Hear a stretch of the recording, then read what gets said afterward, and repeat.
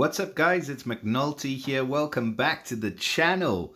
You're just in time for the February 2024 football heavy balance update. And it seems they've gone all in on a football themed update. And actually, I think they've done quite a good job. Now, I know we're not here to talk about footballs, but to me, this is a football. It's round and you kick it with your feet, hence the name.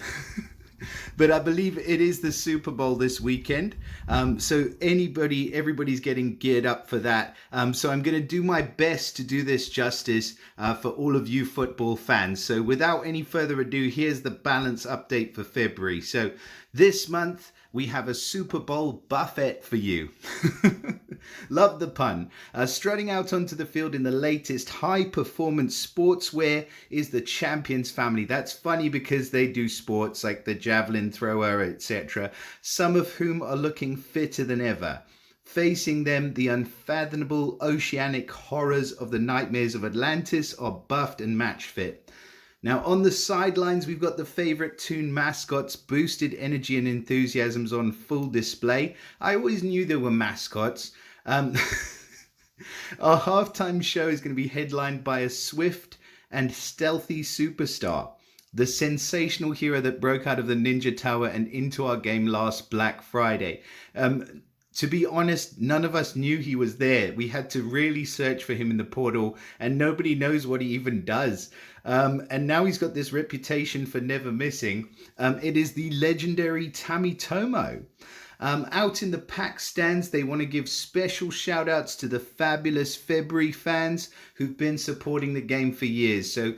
So do I. Honestly, if you've been supporting this game for many years, I want to give you a shout out as well. I'm one of those fabulous February fans, and I do still love the game despite everything that's gone right and everything that's gone wrong. Finally, caught on the stadium buff cam, Fortuna, Numbskull, and their little ones, I believe those are the Fiends, will be going home with some special boosts courtesy of our sponsor, Small Giant Games. Play on. Honestly, I do love that blurb. Whoever wrote that deserves some credit because that is pretty funny. I've seen some okay ones, but you've hit the nail on the head there. Now let's have a look at the actual changes.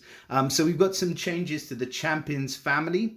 So the bonus has been changed. The old family bonus was going to be 30%, 50%, 70% additional special skill damage for 1, 2, or 3 members. They've now increased that or changed that to 35, 50, or 65% attack increase for 1, 2, or 3 members. Now, you know what? I don't mind it. I don't know which one's particularly more powerful. I guess the attack increase on the special skill's great. But if you're going to keep buffing the special skill and increasing the percentage of damage, it's kind of counterintuitive to have that as a family bonus. So I guess I get why they've done it. And I'm not complaining because I've got Satori and he's just received that attack increase as well, which definitely helps him with his already insane stats. Now, the Champion's passive skills have also changed. So the mana generation ailment protection skill is changed to a mana buff on status ailment received. So basically, this is a bit of a nerf, this one. So the old status ailments, the old skill was all status ailments and negative stacks that affect mana generation, replaced by a 30% mana generation status effect for 3 turns. So they got an increase of 30% mana generation when they received an ailment or a negative stack. They now get 24% mana generation when they receive a status ailment or negative stack. The wording is a bit all over the place on that one, but it's basically a little nerf, like a mini nerf for these heroes. So yeah, it is what it is. And if they had to nerf anything, I wouldn't mind it being that. Now, normal Norman, although I can't see how as many people have summoned this hero as are necessary for an increased buff, but he's received one, so his direct damage is increased from 285 to 320. Again, that's going to counter the decrease from the special skill damage by giving him an increase there and an increase on his attack. So that's what Norman's got, an increase in direct damage. Satori has received a multitude of buffs again. Passive skill health boost on buff dispel, so that's what we've just gone over. His health boost is increased from 200 to 450 HP. That is a big increase on the health boost. His base direct damage has also increased, so it's gone from 285 to 315%. I'm not complaining. And the direct damage against cleansers and dispellers is increased up to 630% damage. That is just, I mean, that's ridiculous, isn't it? Stop buffing Satori, but don't. Yeah, that is a lot of damage, an increase from 570 to 630. So Satori's definitely doing well. The Atlantis heroes, the Nightmares heroes, so Medea, I'm glad they've changed this one. So the stats have been adjusted just a little bit, reduced attack, increased defense, and slightly increased health. But the biggest thing is this second bit. So the enemy to which the shifting mindless attack is cast is no longer randomly determined, which is amazing because, I mean, you really do want to be able to choose who you want to put that mindless attack on. So that is the big change. So the target automatically casts shifting mindless attack, and then the direct damage has increased from 350 to 365 on the first cast, and from the second cast onwards it's increased from 400 to 430. So already a beastly hero, but she's definitely going to be better now. And then let's see what this says. Oh, that's just as she's a boss in the Untold Tales. We're not too interested about that, but she's just got an increase in direct damage. I was thinking reading this, actually, if you have completed the Untold Tales, you kind of got off lightly if they're going to be doing this to other heroes. So yeah, if you did sort of jump on that right away and get that completed, then, you know, hats off to you. Unfortunately, I'm not that lucky. I've still got a fair few stages to go through. Atlantia, she needed a buff, and I don't think that this one's given her quite the buff that she needed. She basically needs a whole rework on her special skill. So her attack stat's been increased, defense has been increased, and health has been increased.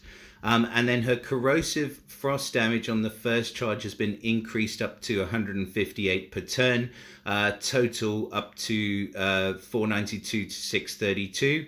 And then the corrosive frost attack reduction is increased from 7 to 8% per turn. So it will go up to a maximum of minus 32%. I just don't think she's really as impactful a hero as a lot of the other heroes that we're seeing from the Untold Tales family.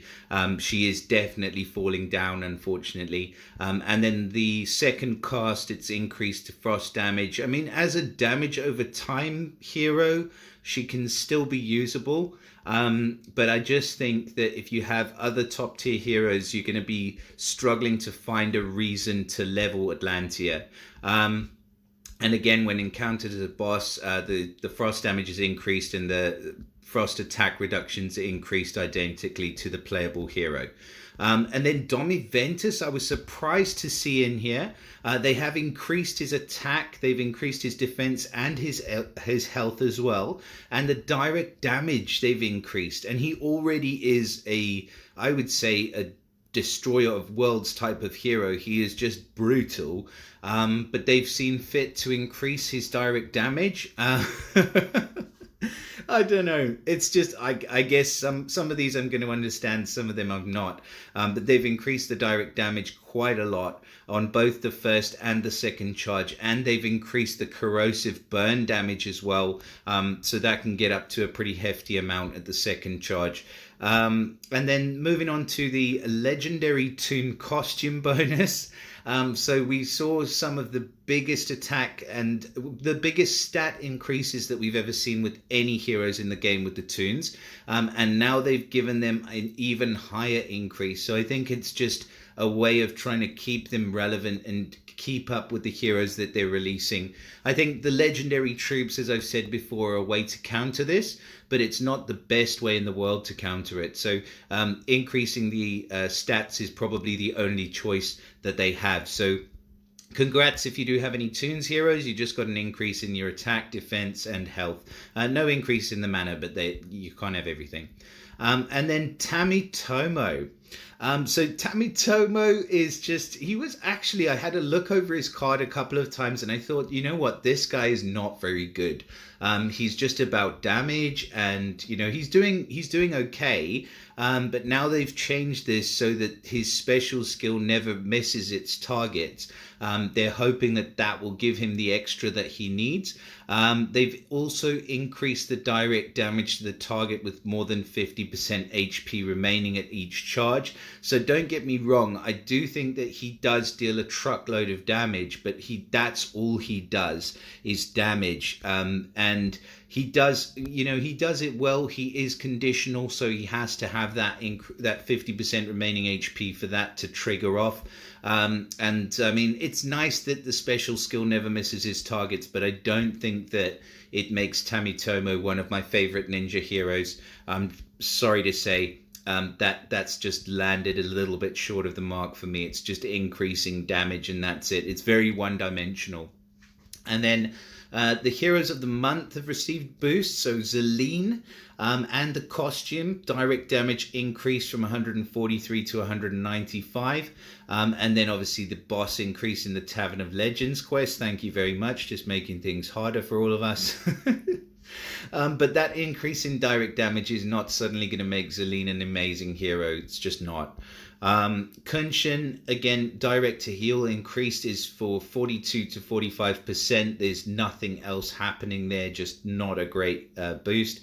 Jean-Francois has received another boost. I think he received a pretty significant buff a little while back, and he is quite a unique hero, but I think just a little bit behind the times now, even just increasing his burn damage up by, less than 100 over 3 turns. That's not going to make a huge difference to that hero.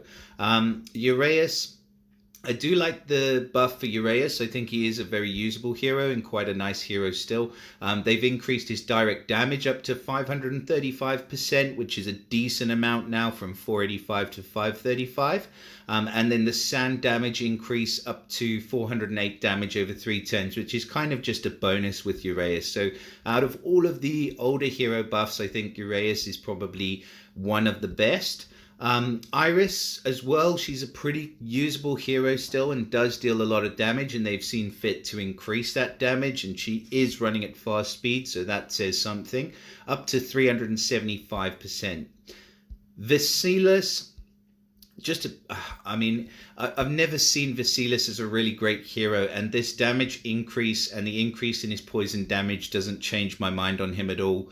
I still think he's a pretty lackluster hero of the month. Let's move on to the other heroes. Fortuna. Fortuna's a great hero. I mean, obviously her priority dispel is insane. The direct damage being increased is necessary for that hero. She just hits like a wet fish or a fluffy blanket. It doesn't really do anything. And they've increased the attack for the fiends, which I do like as well. It'd probably be better if they'd have increased the health on the fiends, but you know what, I'm saying something that's going to cripple me in the game. So I'm glad they've increased the attack rather than the health of the fiend. But yeah, I do like that buff for Fortuna. And then Numbskull, just really not a great hero. I mean, his effect is good, but he's very, very slow. So yeah, I really don't like Numbskull. And they've increased the direct damage up to 150.